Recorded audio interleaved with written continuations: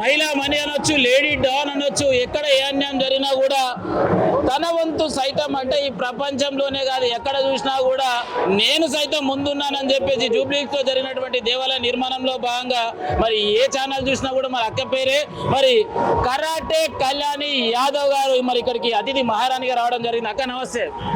ఎట్టున్నావు అక్క? చెప్పాలి మళ్ళీ ఇక్కడ సైదాబాద్ సదర్కి వచ్చిన అసలు రెండు ముచ్చట్లు చెప్పాలి, ఏం చెప్తావు?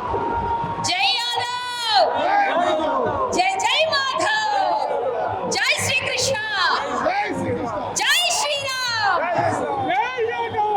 యదువంశీయులందరూ సంప్రదాయబద్ధంగా జరుపుకునే దీపావళి తర్వాత ఆత్మీయ సమ్మేళనం, కార్తీక మాసంలో వనభోజనాలు పెట్టుకుంటారు అందరూ ఆత్మీయ సమ్మేళనానికి. కానీ మా యాదవులకి దీపావళి కాగానే యదువంశీయులందరూ శ్రీకృష్ణుని వారసులుగా ఖచ్చితంగా మాకు కుళ్ళు కల్మషం తెలియదు, ఎవరితోని ఎలాంటి